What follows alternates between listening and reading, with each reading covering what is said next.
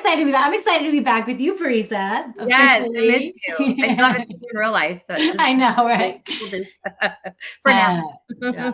For those that don't know, Parisa and I both live in the same city, and yet we talk to each other more on voice memos and see each other in person. Just Yes, the yes. bit We live life on we live. opposite sides of the Yeah, valley, Phoenix yeah, Valley, so it is a good over an hour drive yeah, without yeah. traffic. So, We make it work. Welcome everyone to our second Blunt Brunch Connect virtual table of 2026.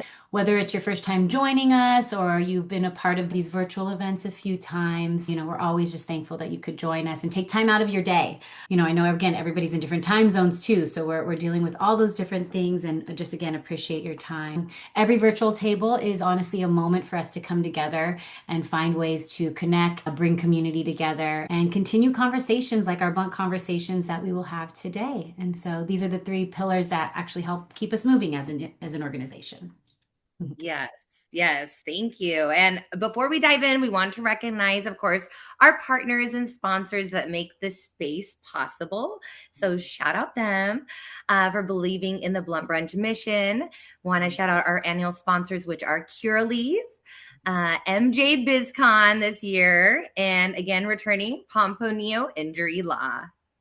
Yes. And also our annual partners. Thank you all for believing in our mission and continuing to grow alongside us. Give a shout out to IMA, which we actually have Angela and Parisa in the house representing Hey. IMA. We have Event High, a ticketing partner. We have Woohoo! a Line Prints, which handles all of our beautiful signage and our gift bags. Can't Yeah, forget that. Those gift bags yes, look snazzy this year. really And do. and of course, our website, our membership, everything is because of Canasite. So huge shout out to our annual partners. Yes, thank you. So we'll start with our blunt conversation and then capture a quick group photo and then dive into our ask and act breakout rooms and wrap it all up with community announcements and updates. Today's blunt conversation is called Authority Without Over-Explaining. So, owning your voice in rooms of power. As women in leadership, many of us don't struggle with competence, we struggle with being heard. We walk into rooms prepared, experienced, and qualified, yet a lot of times we still feel the pressure to explain more, justify our decision, or soften our authority just to be taken seriously. Over explaining isn't a flaw. I'm very guilty of doing that. I overspeak a lot of times. And it's often a learned response to environments that weren't designed with us in mind. And so we all have to try to learn to unprogram from those kind of environments that we've built our careers in. So today's conversation is about unlearning the pattern and stepping into authority that's rooted in clarity, presence, and trust in ourselves. This isn't about becoming louder or harder or rougher. It's about becoming more grounded, more intentional, and more confident in how we show up and lead. So with that being said, I'm going to introduce our first speaker who is joining us today. We would like to welcome Athina. Athina is the division manager and founder of the Tree Fur Consumables Department at PreRoll-Er, where she built one of the company's fastest growing business units from the ground up. That's a applause right there. Yes. With over 15 years of experience across operations, franchising, and growth strategy, and a background in international relations, Athina is known for her direct results driven leadership style and her ability to earn trust in highly regulated, male dominated spaces. She believes real authority comes from integrity, accountability, and doing what you say you're going to do. Welcome, Athina. Thank you so much. What an introduction. Thank you very much. I'm so happy and so excited to be here today with all of you. So I was really looking forward to this. Thank you for having me. Thank you very much. So a little bit background on me. I'm Greek, as you can tell probably from my name. And coming from a Greek background, I was raised with resilience and loyalty. Okay, so these values are very important to my core. And they help me navigate anything that's challenging. So whether it's rooms with only men leaders, with building teams, with driving results, all of that, really, those values really help me. And, as Greeks, we're all about culture, we're all about community, we're all about family and about relationships. So that's also something that's very, very important to us. Who from this group has seen My Big Fat Greek Wedding? One of my favorite movies. So Yes, good. mine too. Mine too. It reminds me very much of the Persian culture. I'm Persian, and I felt like I Yes. related to so many parts of that. I was like, oh my gosh, this is like my family. It's true. I'm sure that you're very loud too, right? As a Yeah, family. yeah. No, me loud? No, no. And how about a bunch of first cousins? Yeah, yes, yes, right. Definitely. So, Yeah. it's all true. That's how we are, really. And I think that we bring all of those values to our workspace too. You know, from my own experience, owning your voice doesn't necessarily mean that you have to be loud. I think that you have to be clear, you have to be confident, you have to be rooted in who you are and trust yourself, trust your experiences, and don't change to fit any room. I love that. I love that so Great much. opening. Great advice. Yes. Thank you. Now, leading up to our next speaker today, we have Colette with Project Sister Dope. Colette Berube, Berube. So It's so close. So love close. it. Is a worker advocate and the founder of Workers Wellness Organization and Project Sister Dope, a cannabis workers emergency fund providing direct support in times of need. Having worked nearly every frontline role in the industry, wow, Colette. Colette brings a deep lived understanding of the challenges workers face. Her work centers on advocacy, education, and creating spaces where people feel heard, supported, and valued.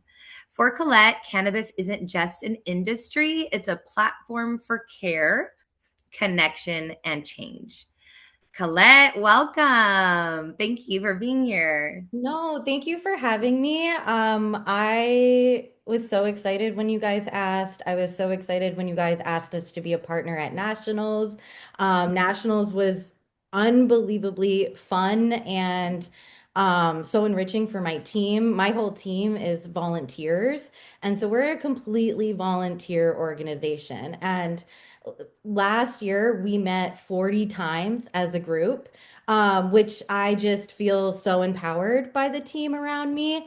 I don't think I would be where I am without them. I've been in cannabis since 2019. And like I kind of said, I've been a bud tender, delivery driver. I sales rep, account manager. Right now, I'm working as a marketing coordinator for Raw Garden. So I'm also working full time while doing this whole program. And the Project Sister Dope, which is our cannabis workers emergency fund, which is like my heart, pride, and joy. We've been able to donate to 3 workers to date. We're always kind of fundraising to then be able to give directly back to the essential workers of the industry. And I think this is just a really important conversation to have around like authority and values. Because I'm working with essential workers and usually then maybe for lack of a better word, confronting like the big bosses and like how to have those conversations with people who are in higher roles to get us little guys our seat at the table is something that I love to kind of facilitate. And I love leading with like empathy, kindness, and like being true to myself and just speaking the truth. So those are things that I really rely on when speaking is just telling my truth and telling what I've witnessed and what I've experienced and what life is like being on a frontline worker. But right now, I'm just so grateful to be here and open these conversations. So thank you so much for having me. Thank you. And, so, as Colette mentioned, we had Project Sister Dope part of Nationals. And each year we actually picked 2 nonprofits. And so we were able to donate a portion of our net ticket sales to Project Sister Dope as one of the nonprofits. And it was just great. It's really great. It was awesome. And any amount of money, like we are a grassroots organization. So whether it's $5, $10, $500, we are so grateful for that because somebody who donates $5, like that could be their last $5. And I see that, I see them. Um, yeah, and I'm just genuinely grateful that even somebody who can donate $5 sees the mission. Well, now let's begin the Q&A. Guys, we're kicking off with Athena. So, Athena, in a fast-moving, male-dominated space like cannabis, which we obviously are trying to change that. We continue to try to change that. Anyways, I digress. When did you first notice yourself over-explaining and what shifted when you stopped? Oh my God, right from the start. I felt like my first meeting, I had to over-explain myself. So I work for PreRoll-Er. It's been almost 3 years now. And PreRoll-Er, for whoever doesn't know, we are specialists in automated manufacturing solutions for the cannabis industry. And we have so many machines out there for filling, packaging, labeling, anything that you need in the cannabis industry and other. And oh, by the way, we won Manufacturer of the Year at the MJ Awards this year. We're very, very proud of that. Congratulations. Thank you. And to the team, I mean, they're amazing. So I was brought in to build a consumables department almost 3 years ago. So it was based on a recurrent revenue model. And we all know that that is built on relationships, right? So very, very important to have very good communication and relationships. And actually, when I started, that's all I had. So I walked into a room full of men. I was the only woman at the table. And I felt like I really had to explain my ideas and my decisions and over explain everything. And then slowly that started to shift because results were speaking for themselves. So I had more and more results in, and I felt the confidence that I don't need to over explain myself anymore. And I think that slowly that's how you achieve that. Having the respect, first of all, towards you, that's very important to trust yourself, trust your instincts. You can do this very, very well. And then people will start to see that too. I love that. That's such great advice. Actual proof is in the work that we're doing, and It's you don't need to go and overexhaust them with so much data points. It's just being clear and concise and showing what you've done. consistency is always a key for everything we do, your work ethic, and just continue to show up. That would be my advice to anyone. I love it. Well, up next, we have Colette. You operate in rooms where advocacy, leadership, and community intersect. How do you hold authority while staying rooted in your value? That is such a good question. And I've been just like thinking about this. And it's so hard. I rely on my truth and the truth and the facts. So if I'm feeling like not confident, and I need to like prove my point, I will always have data to like back myself up. I think that's a big one. And then I try to lead with like empathy and compassion, especially when you're dealing with like workers' wellness and just trying to communicate to a leader that the wellness of the worker is invaluable to your business. And if people are happy and having good work experience, it's going to do nothing but like shape your business, and like these workers are your business. And so I really try to meet people where they're at, maybe educate a little bit. And with Project SisterDope specifically, our Cannabis Workers Emergency Fund, that I am we are donating directly back to the bud tenders, delivery drivers.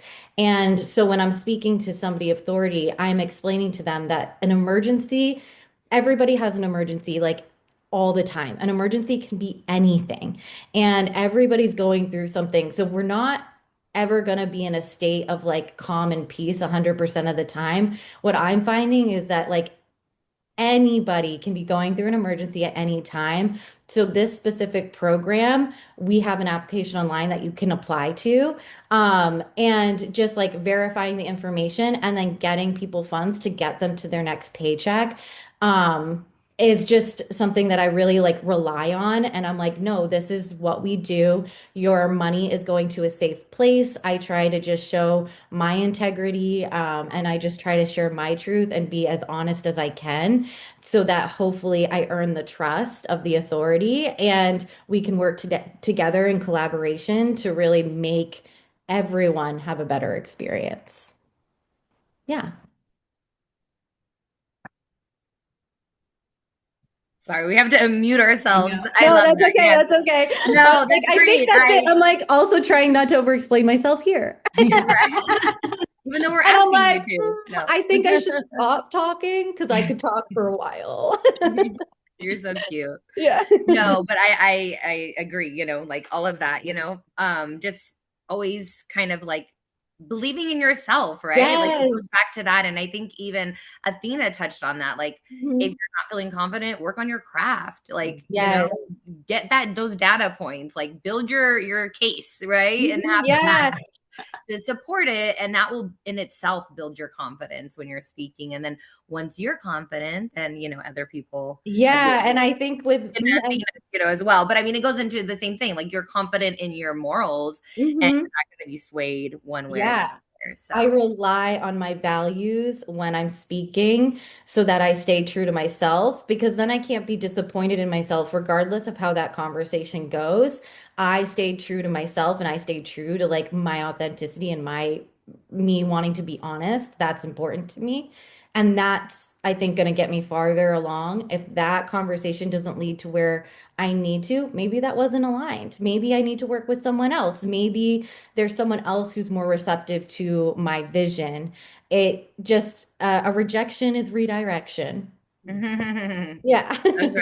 Yeah. right. Love it. Yeah, definitely. So much I could say with that, but we'll Yeah. keep going too. I'm like, there's, so we're gonna head this back over to Athena, and you kind of did touch on it, but maybe we can go into it a little bit thorough. But how do you communicate authority when building relationships, partnerships, or teams with, again, without feeling the need to justify your expertise? So I try to speak as clearly as possible and, just be very, very clear, be very confident, and also clear about what your priorities are, but also what your expectations are. I think that you need to have a vision and share that vision and make sure that we are all aligned with the same vision and the same goals. And then authority is going to come, right? It doesn't come overnight. You have to prove yourself all the time. But if you own it, if you believe in it, I think other people, just like I said before, it's going to show, it's going to get out there, and people are just, understand that what you're saying is true, and you'll be trustworthy, and you won't have any issues, and all be aligned to the same goal, to the same results. I think again, leading that way and thinking that way also just makes everybody feel really strategic in their move. You're not wasting time and resources. And again, like you said, it's very clear and to the point. Um, obviously there's still room for ideas or feedback, obviously, but again, it's more of like this is the main goal of what we're trying to strive for, or what we're doing. So Yes, and also how do we get there? yeah. Yeah. I'm very, very lucky and very, very grateful to have a wonderful team. And by the way, my team is all female. It just happened like that. Mine's all female too. And mine just happened Amazing. like that. Yes.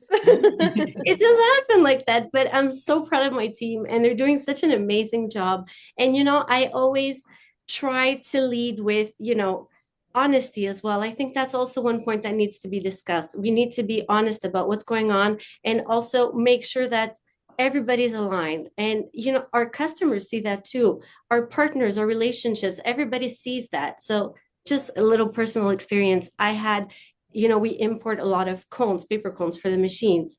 I had a shipment that was seized by the US Border Agency Control back in August, full container of 3 million cones. And we needed to, take a decision. What are we going to do? This takes months of production. So what we did is we were very honest with our customers. We want to be able to be there for you guys and help you here is what happened. We're being very honest. This is the time it's going to take. And having those great relationships and partnerships, our partners were able to prioritize these orders, and we were able to sell them to send them to the customers rapidly. And they, when you're honest, they all understand. Everybody understands. And I think that that's important. I agree. I really agree. And I know Adelia's had an experience with that and having to have tough conversations. I mean, as we all have, right? In business and in personal. And it's like, I mean, I just feel like that really resonated though, right? Because we've had to have stuff. And then it's like, oh my gosh, well, actually, people appreciate that honesty. You know, it's not about always having to be the bearer of good news. It's like, how do we work through this challenge together? And this really sucks, but I got to tell you what it is. Or maybe I was misinformed and now we're both in for, you know what I mean? Or whatever the case is, right? Stuff happens in this industry all the time. And the one thing you have to be able to do is roll with the punches. Like things change. So I think honesty is the best policy, even if it's bad news. So create that trust. Yeah. As you were saying that, Prisa, I'm like, exactly. That's exactly what I was feeling. And I'm like, and I remember Prisa being a sounding board for me, you know, and that was also key, is having somebody who could go through and be like, this is what's going down. Like, what do I do? And again, it was just be honest, you know. And it worked out so much better than you had anticipated. Envisioned. It's always worse in your head. Like 10,000 times better. Yeah. We always do that to ourselves, right? We hype it up way worse than what it actually is. I don't know why we do that. I wish I could hype it up better than it actually is. That would be more fun. I should learn to do that. That would be being delusional, I guess. Yeah. Maybe I want to be delusional instead of negative this year. But okay, anyways, leading into the next question for Colette. When you're leading with purpose and mission, what does it look like to set direction without over-explaining? Like, how do you do that, right? I think these are such good questions, guys. I've been thinking about this too, and I think for me specifically, and I feel like this could be different for everyone, it's doing what I say I'm going to do and just doing the thing regardless of what anybody says. So like setting the date of a fundraiser and just actually following through with what I'm saying, I think really helps me set direction without over explaining, because I'm like, no, I did the thing. I don't need to explain what I'm doing anymore because I've done it and I'm going to continue doing it. There's no question in my mind that I'm going to do what I say I'm going to do at this point forward, because A, I've already done that. I'm showing up and I'm going to continue to show up. And then I'm also going to publish everything that I do. So I will announce when we get to donate to someone. We're going to put all of like where all of our donations go on our website. For me, it's about being transparent. And I feel like transparency will help me from over explaining. And if somebody does need me to go into more detail, I'm always happy to like sit down and chat with someone if they're feeling a little confused or they really don't understand the mission. For our mission specifically, since we're a cannabis workers emergency fund, I feel like it's pretty self-explanatory. But I have had people go, oh, well, what are your morals and ethics? And like, how are you deciding who gets this money? How is that process? And I then would route them to my application. I then have a whole criteria on how we choose people who get donations. People need recommendations. People need referrals. So we have a whole process behind the scenes to make sure that funds are getting distributed equally and fairly across all boards. And that was one thing that I do tend to over explain, just because I want people to know that their money is safe with this specific nonprofit. I think it's more about transparency than over explaining, because you have already the places and all the tools in place for people to go fact check, and you have it available. You know what I mean? I think it's more about just being transparent. And you seem to, you're like, I'm not going to over explain myself. I'm just going to execute and let my work show for itself. So yeah, I like that. Yeah. Sometimes you just got to do that, right? You just got to, I'm tired of telling people what I'm about to do. I'm just going to do it. I'm going to show them. Yep, I'm going to show them. And I really think that's the best way sometimes. I do. And I'm like, guys, just do it. And it's not Nobody gonna trying to hear about it. We just want to see it. yeah, and it's So, never going to be perfect the first time. You're always going to want to improve it over and over again. But that's the fun part of projects. Like, yeah, you put out the first project, but like then the next time you get to kind of refine it and then you get feedback and then you can make it better and bigger. And transparency, I just think it's the easiest route to go. yeah, love that. Love that. Thank you, Colette. Thank you. We have one more question for each of you, and then we're going to go into our virtual group photo. Actually, this one goes back to Colette. So we're with your last question is when your perspective is challenged, what helps you stay grounded and respond with clarity? I love this question. And the first thing that popped into my mind was my team. I have a really strong team around me that is like completely all different types of people, all different types of personalities. And if my perspective is being challenged, I really take that to heart and I will hold myself accountable. I will critically think about whatever it is. I will do a pros and cons list and I will go back to my team. I will be honest with about everything that's going on. Am I right? Do I have valid reasons? Is this person right? Do they have valid reasons? How can we come together to collaborate on a shared vision? My team, I am very, very lucky. I can't brag about them enough. They are always there for me. And if I have any doubt in my head, I go to them and they either agree with whoever is I'm talking to, or I mean, they're very honest with me, and that's my expectation for them. I don't want it to be sugar-coated because I want to be good at my job. And I think if to be good at your job, you need to be able to take any type of constructive criticism. So I rely on my team and I just chat about it and we talk about it. And then I'll either go back to that conversation. I love taking time. So I will be like, that's great. I think I need to think about that and come back to that. And I do think it's okay to not have an answer right away. I think we're so used to needing answers right away, but take the time. Take it time to think. I will contemplate and think forever. So a sounding board is great, my team. And then just taking time to think it through. I love that you said taking the time to think it through because you are right. We are sometimes put on the spot where it feels like you have to answer right now. And it's like, no, Mhm. no, I actually don't. I can get 24 hours. We can wait 24 hours or at Mhm. least end of day, to Yes. regroup. And I think that that's important for all of us to keep in mind because I feel sometimes those rash decisions we get put into places where we're like, you know what, level-headed me, if I thought this through, I would have said no. I would have Yes. not done that, or I would have, and wanted. Usually it's when I overcommit to stuff. I'm Yeah, like, yeah, me too. why did I say yes? Yes. Yeah. Yeah. We I'm always, regretting this so bad right now. I'm just here for the dead here. we That's always not the joke. energy you want to bring to anything, whether it's a meeting or a friend meetup.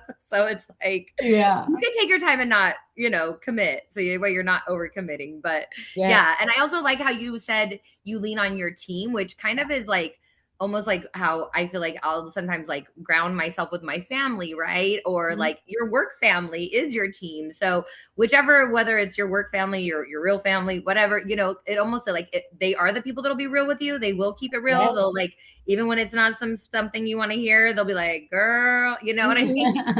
So it's like, yes, keep that team, that family, the people that are going to keep it real with you nearby, because they're always going to be the one that keep you in check and like remind you what you're all here for, if you get like distracted or swayed another way. And then also just like be honest, a great place to keep that honesty, we always got to keep ourselves in check. So I Yes. love all of that. Yeah, Before Colette, we I go was to gonna that say, last, like, I really yeah. appreciate you bringing up, like, just the thought of pausing and saying, like, I don't need to answer right now. Like, in accounting, we always have this joke that, like, the answer is always, it depends, because it's, there's, like, some truths, like, that we kind of know, like, this is our left and our right, but, like, we can't give you an answer until, like, not only do we have all the facts, but we, like, think about it. So I think, like, that's such an important thing for us to bring into, like, all areas of our lives, like the impulse to just like want to solve and give somebody an answer so that they're pleased right away, and to like be like, yeah, I know my shit, right? When in actuality Mhm. we could just be like, hold on, let me think about that critically. So I love that you brought that up because that's something I struggle with a lot. I have to be really conscious of it, which is why I brought it up, because maybe bringing it up will help me do it. I'm like, The no, more we this talk about it, right? yeah. Exactly. Well, that brings us to our last question with Athina today. And it's kind of something you a little bit kind of touched on already, but what's an adjustment that you've made in how you show up or speak that's changed how people respond to you? I try to not react. I tend naturally, as a Greek person, I tend to react. I try to be calm. I try to take it in. Just like Colette said earlier, you don't have to respond or do anything right away. Take it in, focus, and focus on the key points. What's important here? I think that that's the number one solution. And I think that the way that I changed the way I showed up or that I spoke was just by gaining more and more experience, I would say. I felt a lot more confident. And the turning point for me and this industry, which is just simply so interesting and so amazing. I was so lucky to visit a manufacturing facility in Bali, Indonesia, about a year and a half ago. Yes, 24 hours of travel to get there. 1 week to get back on track with jet lag. 12-hour difference from where I am here in Montreal, as opposed to Bali time. So I went and I saw something that really made me feel a lot more passionate about what I do. So it was just amazing to see how in this, island of Bali, they employ 5,000 women to hand roll cones because, women they have finesse in their fingers. They can do this a lot easier than men. And seeing that community and that culture and really experiencing it, it was an eye opener for me. And I told myself that I don't only want to do this, I'm doing it with passion. And I think that that was the turning point, and how having that experience made me feel a lot more confident, and people started being more collaborative, and we started having more productive meetings, and I think it just changed because I changed. I love the taking the emotion out of it, because I feel like so many meetings would not go so array if we could control our emotions. I think sometimes people get so like emotionally attached to a specific way of things happening, instead of just being like open to like we all have the collective goal, like the same end goal, and maybe like this other ideas like, but like I love the not getting emotional, right, Adelia? Like I think like just like control of self, like that's such a strong um uh value to have. Like anyways, I'm working on that in many capacities in my life, so it resonated with me. Yes, thank you for sharing. Yeah. Thank you. Well, with that being said, thank you. Oh, that was good. So Rosette said, control is something most women are great at. And we are, but I think also too, there are times when we are emotional, like I'm guilty of it. Like it's just, We're passionate. We're passionate. Yeah, that's Yeah, the we're correct word. We're passionate. I like both Athina and Colette for joining us today. Thank you. Thank you. This has been so fun. Ladies, if you do want your photo, live photo to be in the picture, you can turn your cameras on now. We're going to get ready for our group photo. Everybody pause, look at the camera. We'll be back in 2 weeks. Yes, we will. All right, ladies, it's 1:00, so we'll be mindful of all your busy schedules. Thank you for sharing space with us. Thank you. Thank you. Bye. Thank you.